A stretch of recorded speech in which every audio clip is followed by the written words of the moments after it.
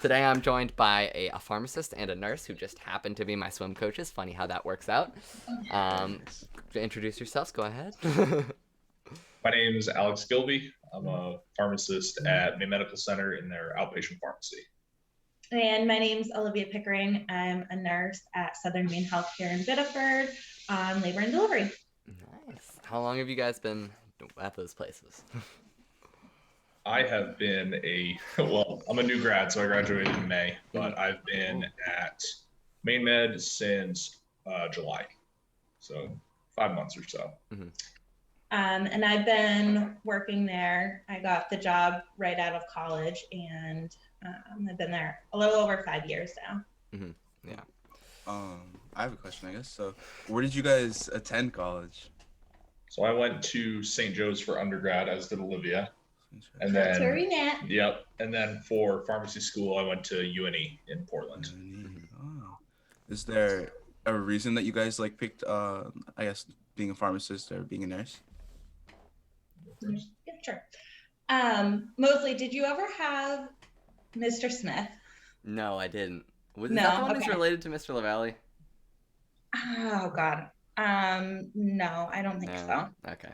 I had Swanee. So he was a biology teacher, so Mhm. I did go to Chevrolet Jamal as well, and swam. That's kind of how I got started. But so I had him for biology sophomore year, Mhm. and I don't even know what we're talking about, but he talked about anesthesia, and I was like, oh, that's cool. So I talked to my parents, and I'm like, I think I want to be an anesthesiologist. Totally random. And they were like, okay, whatever.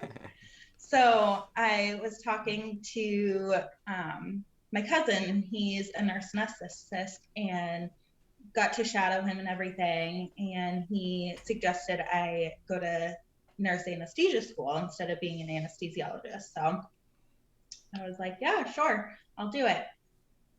Went through nursing school. Junior year, I had my maternity rotation for labor and delivery. Absolutely loved it. And basically told myself if I got like a med surge job, then I was going to go to anesthesia school and just continue on that path. And if I got maternity, then that's how it was going to be. And I got a maternity job, and here I am. Nice. Haven't looked back. And Yeah. hindsight now, oh my God, if we go down for like C-sections, I hate being in the OR. So I am so thankful I didn't go to anesthesia school, because I would probably hate it. Is it the pressure, or do you just not like I don't know. What about it? I don't know if it's, so we don't have an operating room on our unit. We have to go down 2 floors. So I hate basically like being away from my coworkers in case anything happens. We have to call up, wait for them to come downstairs. Yeah. And I just hate like standing. I hate the vibe of the OR. Bad vibes, So, bad music choice down there. yeah, no, I wish we had music. That'd be so yeah. much But they better. don't? No. No. Guess I'm a little disillusioned. I mean, usually when we're going down at night, it's for an emergency. So Yeah. I'm like, oh, let's put some Spotify on. Oh, 1 second. Gotta put it on the aux. The Bluetooth's not connecting. Yeah. So it's kind of random, and thanks, Mr. Smith, but here I am. Yeah. What about you, Coach Alex? So I started at St. Joe's. I got a biology degree from them for undergrad. What they had at that point when I was in school was a accreditation program with Mass College of Pharmacy. So what I had the opportunity to do was, after 2 years, if I got all my prerequisites done, I could transfer straight down to Mass College of Pharmacy in Boston, do the 4 professional years, and then be done with school. So the problem with this was I wouldn't have a degree if I went straight into the program, because you didn't get anything for the 2 years you did for undergrad. So that is something that UNE changed this year, where people in the pharmacy program, if they don't have an undergraduate degree and just did the 2-year prerequisites and went straight in, after the second professional year, you get a bachelor's in medical biology. So I was worried about if there was, for any reason, I didn't like pharmacy school, if it took a couple years to figure that out and I tried doing something different, I wouldn't have anything to fall back on. Yeah. So I decided to do the full 4 years. And as I did that, I took a couple more chemical, like medical microbiology was one of the classes I took. And that was one of the first things that kind of exposed me to the medication side of biology. So you're combining the chemistry with the actual medical knowledge. And I found that super fascinating. So after that, I got a job in a pharmacy at Hannaford because everybody I talked to said, get a job first, see if it's something you like, and then go from there. And every day I was just learning stuff, new stuff. There's more and more exciting things to learn about. And that really kind of solidified it for me. Yeah. What they have you doing at Hannaford? So I just started as a technician, mm-hmm. But once you're starting as a tech, you can get certified and you have to know drip rates, dimensional analysis for math, for calculating day supply. You have to know general drug knowledge. And then kind of it was, as you slowly unearth more and more stuff about the drugs, there's even more things to learn about. And I just found that super cool. Yeah. So you were always more towards pharmacy and you didn't have to like distinguish between what grad school you wanted to go to, or? Not really. As I was kind of exploring the options I had, med school didn't really interest me for the same reason. Just sounded like way too much pressure. Mm-hmm. At least with pharmacy, I've got a great support team, lots, and it goes both ways too. If I'm calling about a medical question from one of the docs, in the ER, they're calling back with a question about a med list for a patient. So that kind of cross-team help is really nice. Mm-hmm. Oh, okay. So what separates pharmacy school from med school? What's like the major differences between them? Well, med school, one of the classic facts about med versus pharmacy school is med school, you get 1 semester class on medications. Everything else is general anatomy and disease states and stuff like that. So we have, I think it's like 18 different classes. And then we just become the kind of the medication support and knowledge base for all of the docs. So much more medication focused versus disease states, I guess you could say. So therapeutics is one of the big classes for pharmacy school, and that you're going through every disease state, the first, second, and third level basically of medications used for each, how they work, how they interact, and then clinical pearls basically for over 300 or 400 drugs. You're expected to know a standardized amount of knowledge about the top 300 prescribed drugs in the US, just as kind of a baseline, and then where to find the information for everything else. So still having that basis of knowledge takes a while. Yeah. Do you have to do like the residency or anything like that for pharmacy? So you have the opportunity to do residency. Residency is usually the kind of path that people take if they want to end up in a hospital. So you have PGY1 and PGY2 rotations. A couple of the ones that come to mind, there's one with Martin's Point. One of the more coveted ones in Maine is the VA rotation up in Togus and Augusta. And that's as an ambulatory care pharmacist. So kind of more like a family medicine, like intermed kind of thing, which I think I would have enjoyed, but I also enjoy the community pharmacy aspect. So Hannaford, Walgreens, being able to interact with the patients. Yeah. So I kind of got a sweet spot where I'm working right now of being in a hospital, having that kind of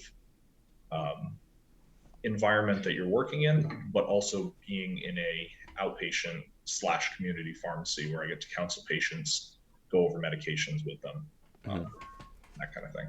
Okay. Coach Pick, how does nursing school work? So you can get an associate degree for 2 years or a bachelor degree. I got a bachelor. A lot of hospitals, if they're like magnet based, so meaning they're doing all of the safety things that they have to, it's basically like you get a gold star, magnet based. A lot of those hospitals are trying to kind of phase out associate degrees because they want people to have bachelors. With that being said, a lot of people, well, especially now, can basically just get a job wherever with whatever degree. So bachelor degree, we have 4 years. Being at St. Joe's, we had our core classes of theology courses, English. I actually did my freshman year at Regis in Massachusetts, and then I transferred to St. Joe's my sophomore year.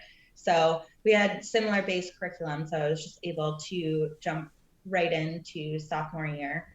We had pathophysiology, which is amazing. I love that class. Just learning about learning about the body and different disease processes, and just breaks down why and how the diseases occur. We had health assessment, and that's just the basic foundations of taking a blood pressure and listening to heart, lungs. And then we had clinical rotations. St. Joe's is a little bit different, where we start clinicals sooner than most hospitals. I know it's different now with COVID because it's a little harder.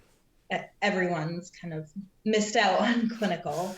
But when I was there, we started going into clinicals sophomore year. We'd start at the nursing home and then go into hospital. So we would have basically 3 full years of being in the clinical setting, where a lot of different schools start junior year and they'll do junior year and senior year. So you miss a whole semester with that. So it was good experience, and being able to be in person and hands-on. Before the clinicals, had you tried any, like going into a hospital or volunteering or whatever, something like that? I'm actually going to be starting this semester teaching clinical for St. Joe's on my unit. So I'll be an instructor. You're busy. Yeah, that's another statement. Understatement of this century. Yep. But going in, so you have an instructor typically, and not typically, you have to have an instructor. So you have an instructor, and it's a group of typically 5 to 6, 6 to 7, where you would go into a nursing home or go into the hospital setting, and you practice doing assessments and basically like being a nurse. So you start with one patient, and you have one patient that you're assigned to. So you would go through, look up all of their meds. You have to do a lot of prep work. We'd have index cards of all the meds that our patients were on, and our instructors would kind of quiz us. Why are they getting this? Excuse me, to try and kind of critically think and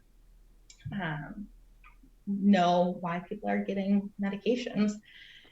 Looking at their disease processes and seeing if there's any interactions with the medications. So once we have all that, we would go in and actually assess our patients, listening to heart, lungs, blood pressure, pulse, and then just take care of them and practice documenting. So it's good stepping stone. A lot of experience. What made you want to go back to teach it? Well, to be honest, I'm getting my master's, so one more thing going on. Yeah. St. Joe's does a program where if you teach, then they will quid pro quo. pay for you to get a class through them. So I'm finishing up. I'm on my last class. Oh my God, I'm so excited. Nice. So it's that. And once I got going, it's actually really fun. So I've been in the health assessment lab with the sophomores, teaching them, you know, blood pressure, all of that. And it's just really fun. So Yeah. And it's not stuff you have to like review before you teach it because you've already been doing it this whole time. Right. Yeah. Exactly. Yeah. And the kids are just really excited to learn. It does suck when we have to fail kids, but you know, doesn't work. What's like the percentage of people that make it through? So thankfully it's not all on me. If I don't pass them, then they will have an opportunity to redeem themselves if they're doing well in the actual theory course. So if they're not doing well, then they can either move on to another career choice, or they can become a fifth year and do it all over again. So they would have to badge of shame. You know, yeah. Yeah. So, oh God, I think this semester there were 3 or 4 kids out of, how many did we have? 56. That's a good success rate. Yeah, and it's really not a whole lot. We did have one transfer to education within a month in, because she went to go to clinicals and then she was so anxious. She's like, I can't do it. Yeah, better sooner than later. Exactly. So yeah, it's thankfully not a whole lot. We try to really support them. I mean, St. Joseph's very small class, just like Chevrolet. So you have about 30 kids per class, and you get a lot of one-on-one, and you can, you know, if you put the work in and you do what you need to do, you can pass. That's about the same for pharmacy school too. I think my class started with about 50, 55 or 56. We finished with about 40. So, I mean, it's about 75%, but same thing is if you don't pass a class, they only offer them once per year. So you either whole year, you do something, take a year off, and then jump back in. Which, I mean, it happens, whatever. If it happens again, though, that's when you get dismissed, which is not fun. And we have the same, not as in-depth practicals as nursing does, but vital signs we do. Point of care testing is something that we've done recently. That's a recent addition. Patient counseling, IV compounding in the hood, so that kind of stuff. Okay, yeah. What's the process of getting into pharmacy school? So you have to do what amounts to 2 years of full-time school for the prerequisites. So prerequisites include organic chemistry, gen chem, physics, anatomy and physiology. 2 interesting courses for pharmacy you have to do are economics as well as public speaking. Okay, I get the public speaking. Do you know where the economics come from? So that comes more from people who work in a community setting or for-profit pharmacies. A lot of independent pharmacies are staples in their community. I worked at one with one of my friends in Southwest Harbor doing some COVID shot clinics over the summer. So that becomes kind of a staple for people, especially if they're looking for medical knowledge in such a small rural setting. So if you do that, you need to be good with numbers, and economics at the very least gets you kind of the general breakdown of business plans, running a business, checking out your overhead, especially with a pharmacy. Independent pharmacy or even just a retail one can hold a couple $100,000 of meds at any given time, and it only goes up from there. So that gives kind of a general knowledge. But if I was running my own independent pharmacy, I would definitely want like MBA or something like that to go along with it. Yeah. And then public speaking is probably the undergrad course that helped me the most for pharmacy school, just because you're talking to a lot of people who aren't always excited to be there. Sometimes you've got to deliver some bad news, or something isn't going the way that they thought it would. So that really helps being more comfortable in a public speaking setting with somebody who I may not know very well. Yeah. So other courses, A&P, I said, trying to think of other in biochem, and then one other specific, microbiology. So I ended up taking the nursing version, which is medical microbiology, because they didn't offer mine that year. And that's where I met you. Yeah, it's forced to be my lab partner because he came in late. And then once you get those prerequisites done, you apply through the Pharmacist, which is a specific pharmacy school college application. So it's more standardized, and you also have to take the PCAT, which is the pharmacy version of the MCAT, or the pharmacy school entrance exam, basically. Mm-hmm. Once you do that, you go through a series of interviews at each school. Usually, I believe I had 2 or 3 at UNE. I believe it was 1 phone interview and then an in-person interview. And then you've got 4 years. Wow. So the first 3 years of pharmacy school are didactics, and then the last year is a series of rotations that you'll go through. Mm-hmm. So I had all of my rotations right as COVID kicked off. So lovely. That was sure something. I guess, so what's on the PCAT?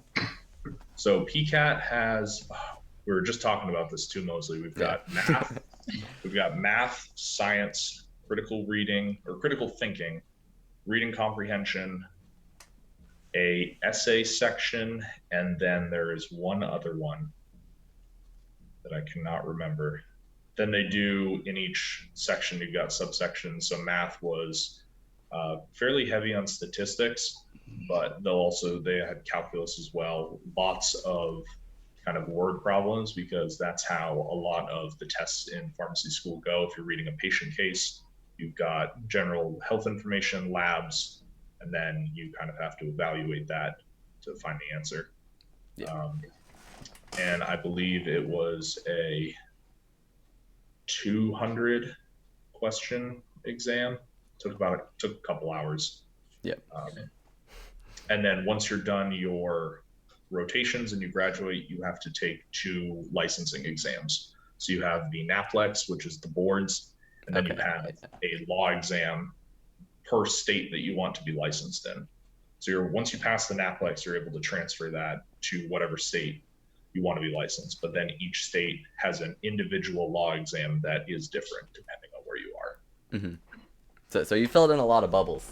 Yes. What was the hardest test you've ever taken? Definitely the NAPLEX, which is that's like step 1, right? For well, that's the PCAT.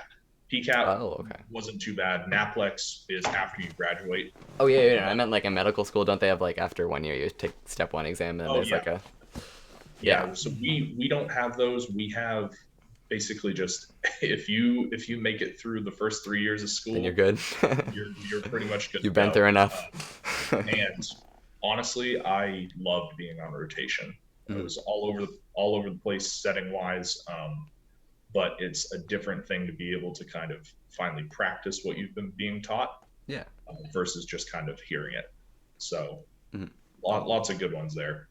For both of you, how did you feel like after all this schooling and stuff? When you actually went out there, did you feel prepared, or like was there stuff you hadn't seen before?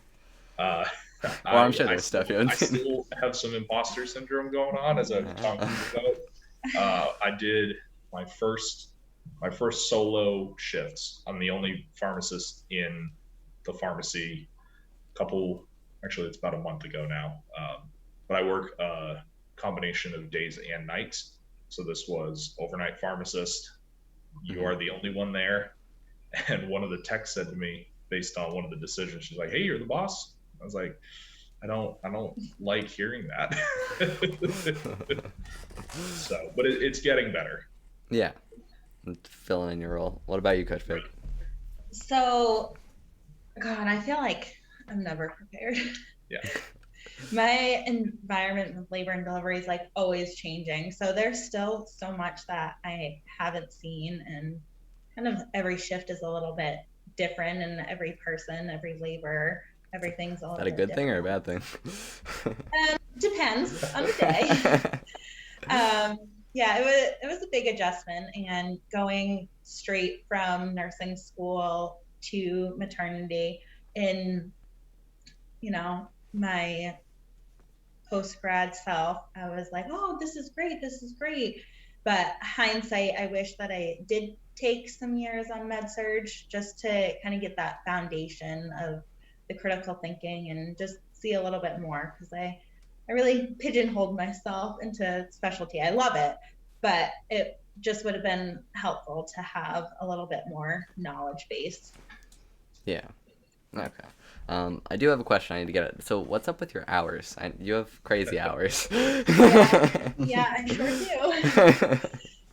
do. So working, I go in at 6:30 p.m. and I leave. Oh, I'm supposed to be waking up right now. I leave at 6:30 a.m. So you start with nights as a new grad, because you basically get lowest man on the totem pole. Yeah, so, shortest stick. Exactly. And so I started that way. I love my coworkers. We work so well as a team. And I wouldn't be able to coach if I didn't work nights. So, True. A lot of different factors. The environment is much more chill for the most part on nights. And Mm-hmm. How was it at first? How do you get adjusted to like completely switching your cycle? yeah, I mean, I still struggle with it. A lot of people don't really understand that I have to sleep during the day. My sister's still like, I just don't understand your schedule. I'm like, I don't know what you don't understand. I work at night, so I have to sleep during the day. So it's still an adjustment and a struggle, but when you have days off, do you go back to normal or normal? Yeah. So normal. Yeah. So I worked Saturday, Sunday, and then I'm gonna work tonight. So Saturday or Friday night, I sleep normal, and then I'll get up at like 8 and kind of do stuff around the house, and then I go down for my nap. Yeah. At like noon or 1, and then I'll nap till like 3:34. Get up and start my day and chug some coffee, go into work, and then I'll stay up all night. And then once you're kind of switched, then I come home, I'm exhausted and get like the best sleep in the world because I'm so tired. And then wake up and go to work or go to practice, and then keep going. So I'll work tonight. Tomorrow, I'll come in, go to bed, and then I'll wake up and go to practice. And since it'll only be like 4 hours of sleep, I'm exhausted, and I'll sleep tomorrow night and then be back on the schedule. Kind of takes like an hour. Oh my God, I wish. A day and a half to get back to normal and not feel like junk. Mm-hmm. The time limits. Oh wait, no, they Zoom like forgave the time limit. Oh, thank God. Thank God. What was I gonna say? I had something. Jamal, do you have something? No. I had a question. Hold on. Okay, yeah, Coach Alec, what's your schedule like? Is it? I don't know. So right now, I am what's considered per diem at Main Med right now. That is totally fine with me because I still can get pretty much a 40-hour week, especially between days and nights.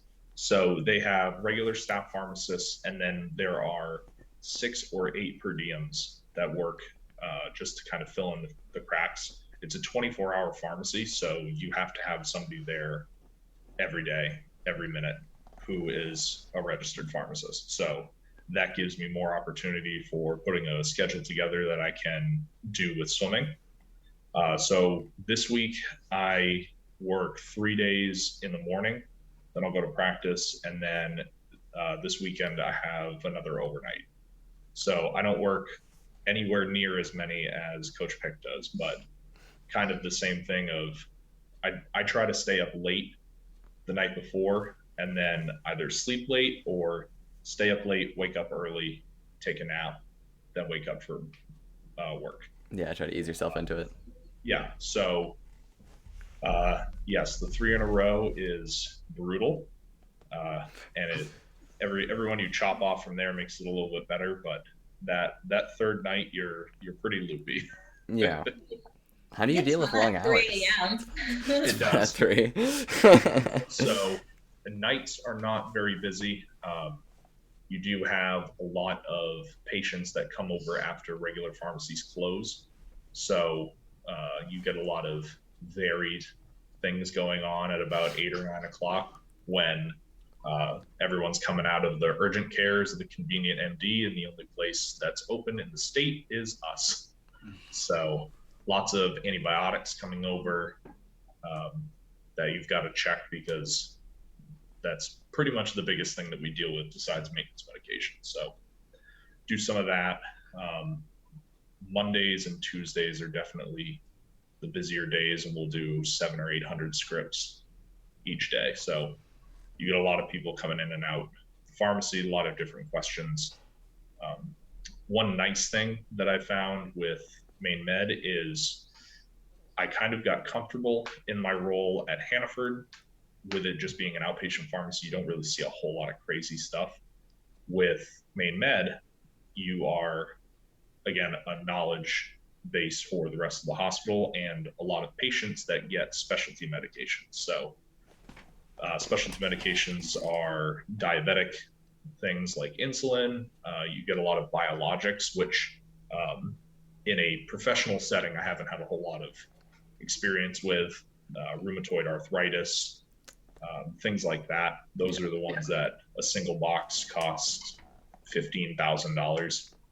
It's a monthly dose. So those are not fun if they get lost in the mail, and that happens more than you think. So checking that stuff and getting questions about those really keeps me on my toes. Mm-hmm. But yeah. Got the sun right there. Slide over. So a typical day would be come in, get Epic open, which is the record keeping for the hospital. I usually check the ED track board, the emergency department, see how many people there are, if there's any crazy cases, or if there's anything that is going to most likely directly affect me. Another thing that the pharmacy I work at does is they do a lot of discharge medications. So you have a lot of people who get stuff called in from the ED, called up here that they can grab on their way out. So if I pick up anything just on the track board, kind of keep that in mind in case I'm going to see those later. The most recent interesting one is human bites, which are not something that you want to see. What's that? So the problem with that is... Wait, like literal? Oh, okay. Yeah. Oh. I thought that was like a code name or something. That is exactly as you hear. Someone bit someone else. Lovely. Mike Bit Tyson. them hard enough that they had to go to the hospital. So the problem with that is the millions of bacteria that you have in your mouth are not stuff that you normally come in contact with outside of like your GI. Mm-hmm. So if you get that in your bloodstream, that can rapidly turn into something that you don't want, and that will require pretty complicated care. So, wow, didn't know. Try to avoid getting bit from now on out. Don't bite people. Right, so don't bite people or get bitten. Yeah, I'll stay far away. Yeah. So if it's something like that, they're most likely going to be picking up heavy-duty antibiotics from us. Mm-hmm. Those come with a lot of counseling points that you want to go over with the patient to make sure that they're up on their wound care and stuff like that. Yeah. So I would go through all of that stuff if they had any questions when they come up. So it's a pretty varied. It's not always just about the medication that they're picking up. It's adherence, other things to watch out for, side effects, wound care, things to watch out for there. so on and so forth. Who are you working with at the pharmacy? How many, like, what's the environment? So that's the other thing that's different. Hospital pharmacy is, in my opinion, the place to be right now.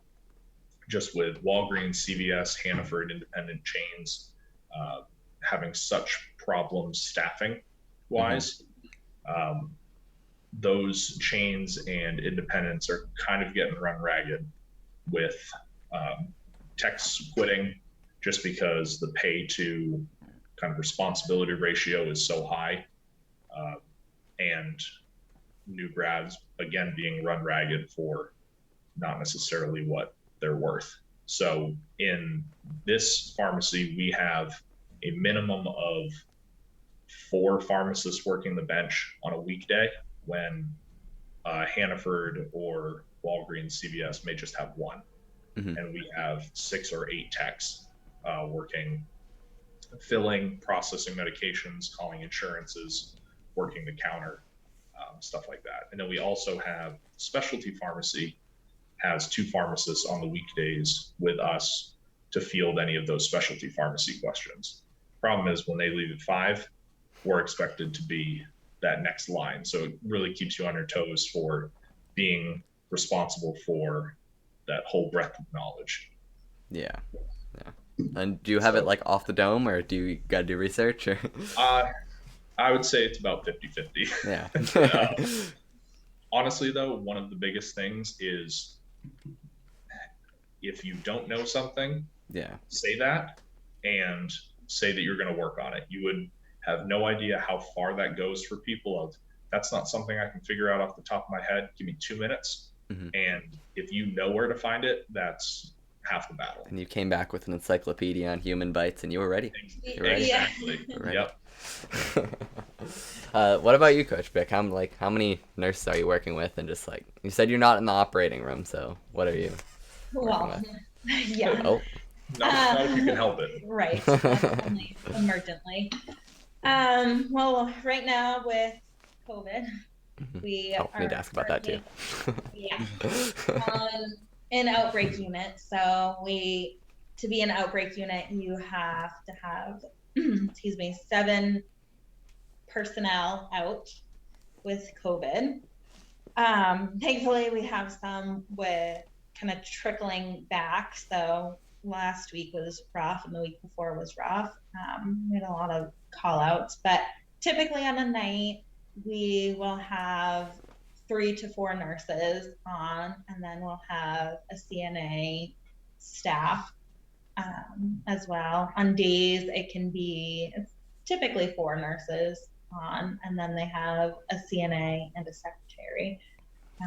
So at Southern Maine, we are a much smaller community hospital than Maine Med. So we do probably like 500 to 600 deliveries a year. So we don't need, we have probably maybe 25 staff total. So yeah. Okay. Well, we're never alone. Yeah. Unless we're in the operating room. Let's address the elephant, though. How's COVID going? I guess, Coach Alex, you weren't a pharmacist when COVID started, right? No, but I was out on rotation. Right. So okay. Yeah. Basically, what that happens is, if I'm with doctors, they say, "Awesome, I have a pharmacy student. You're coming with me because you're the person who knows this stuff." So the rotations that I did, I was at Portsmouth Naval Shipyard, and each rotation is 6 weeks. So you do have, it's basically one long interview. So you have the opportunity to kind of get acquainted with the staff, get acquainted with the area, workflow. And then usually you have like one large project that you'll do per rotation. So rotations I did were the shipyard. I was at York Hospital, which is probably comparable to Southern Maine, maybe a little bit smaller in size. Yeah, it is smaller. Yeah. I did a leadership academic elective with UNE, with the Dean of Pharmacy, Dr. McCarthy. Then I was at Maine Medical Center for a psych rotation with one of our professors who's I believe a psych fellow at Maine Med. That was definitely my hardest one, but at that point, COVID was getting bad enough that we weren't able to see patients. So it was definitely more of an intellectual, academic, challenging rotation. Than a field. Yeah. Then I was at Maine General in Augusta and FMI, the Family Medicine Institute, which was more of the ambulatory care pharmacy I was talking about. So I was rounding with the doctors there for most of the day, doing patient counseling, talking about disease states. Most of it was diabetic related.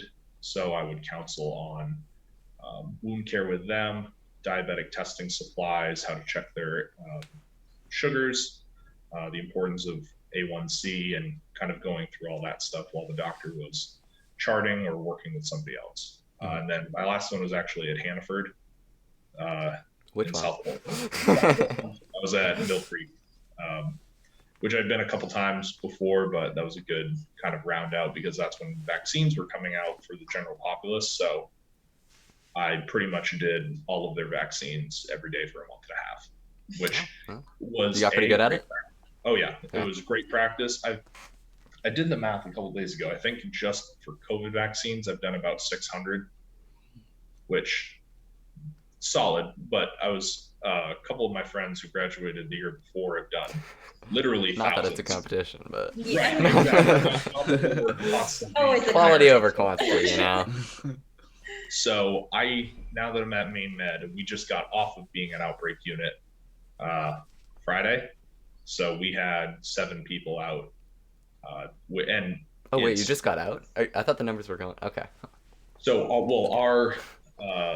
our unit or our department just got downgraded to a watch department. So last I knew, there were 17 units that were outbreaks at Maine Med.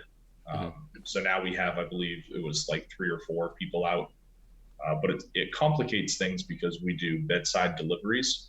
So if people aren't able to come down to the pharmacy on their way out, we will bring stuff up and or counsel them at the bedside before they leave, which is especially important for patients who are getting surgeries such as joint repair. Big one they'll do is like knees or hips. They'll have us go up, go over the medications, go over stuff to watch, and then they get discharged. So COVID has made that hard. And it also kind of just adds a level of, I wouldn't say danger, but it definitely complicates being in a place where most of the people are sick. So, but it was still a good learning environment. But yeah, it's just one extra thing to watch out for. Mm-hmm. What about you, Coach Pick? How's your COVID experience been so far? I mean, honestly, on my unit, thankfully, I've been pretty sheltered. Besides this past week, our patient population, I think since the very beginning, we've had maybe 6 COVID patients, and then this week definitely has increased. So, God, I remember we had a staff meeting back in January of 2020, and my boss was saying, oh, there's this new virus going around. Now we have all of these questions we have to ask, and we're all like, yeah, whatever, like we'll ask them. And then March hit, and it's just been unreal. I mean, we can't even keep policies in line because it's constantly changing. Yeah. There's just nothing consistent, and we all kind of freaked out with our first COVID patient. And we're like, oh my God, what did we do? What do we do? And I think our first COVID patient we had was in June of 2020. So, I mean, we have been testing all of our patients that come in. Once they get admitted, they automatically get a test. So, we had people out because they're like, oh, we were exposed. We were in that room.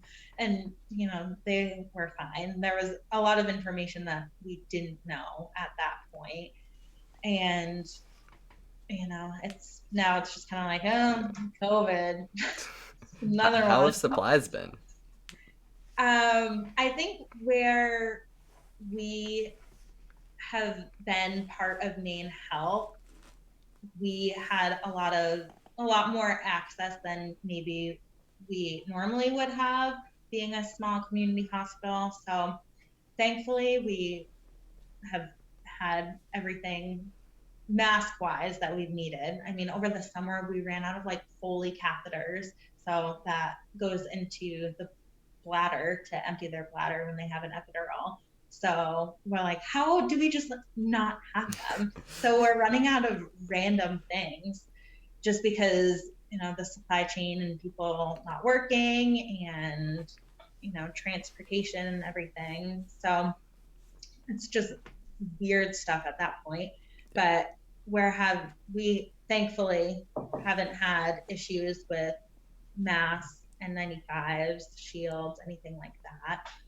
Now we're having to wear N95s the whole time. So once you walk into the building, honestly, it's such kind of a waste. Once you walk into the building, you take a regular surgical mask. Then once you get onto your floor, you have to put on an N95. So you're just kind of wasting a surgical mask that you're walking up the stairs to go into your unit. So, I mean, thankfully we can afford to not reuse things. Yeah. We never really had to. So again, we have been very, very sheltered. So I can't speak to what's happening on SKU or med surg units because they're unreal. And I know shorting staffage is everywhere, but we can hear from like supervisors that walk around that everyone's just kind of burnt out and leaving. And I'm sure you can see on social media, it's like blowing up everywhere. People are just burnt out and they don't want to deal with it anymore. Yeah. Unfortunately. I won't take too much more of your time. Plus, I want to go for a swim, and the Y's going to close soon. So, Yeah. Just got one last question for anyone looking to get into your respective field. Do you have any advice? Anyone can take it. Oh, I'll go. Okay. My biggest advice would be you have to really love nursing. You can't just go in because you think it's going to be a good career. It is a great career, but you're not just going there to get a paycheck. Not for those hours. Yeah. You have patients' lives at risk that you're taking care of, and you really have to enjoy it. I would recommend all the new grads that are coming out to get some med surg experience behind, because it's going to suck in the middle of it, and it's just something that you have to do, and you're going to be a better nurse for it. So that's my advice. And I would probably just reiterate something I said earlier, which is try to get pharmacy experience before going into school.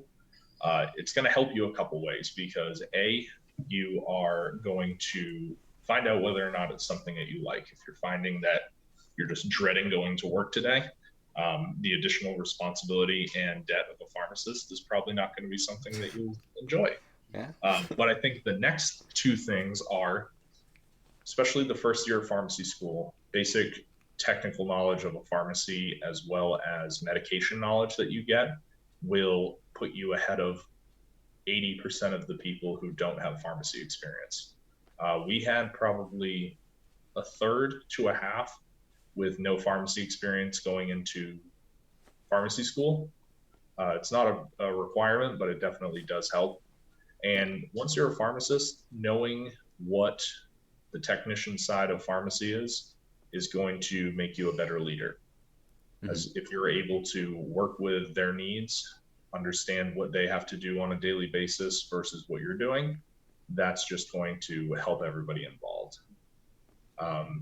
Next thing I would probably say is kind of like what Coach Pick said, is you need to be serious about it. Yeah, at school, sometimes you can skate through school, but when you are the person the buck stops with, you need to know your stuff, and you need to be able to work under a certain amount of pressure. It's not anything like, I would say, like med school or even nursing staff have, especially on their floors, but sometimes it does get to that level. So you need to be serious about going into the field, and you need to be serious about doing what's best for the patient. I was talking to one of the pharmacists at NAMED. He's been a pharmacist for, I think he said 37 years. And he said, if you're serious about it and you're serious about the values that pharmacy brings, helping the patient, being a resource for them, and if that's what helps get you up in the morning, you'll be fine. But the people who don't, they won't be here much longer. So that is something that I enjoy about pharmacy, is I get to see every day that I made somebody's life even just a little bit easier. And anything I can kind of take off them for a burden based on my expertise is a job well done. Lovely. Very eloquent. Yeah, thank you. This has been great. We've been able to fit it into both your schedules. Thank you. Absolutely. Thank you Yeah, guys. you're welcome. Thank you. I'll see you tomorrow. Have a good night. Yeah, you too. Good night.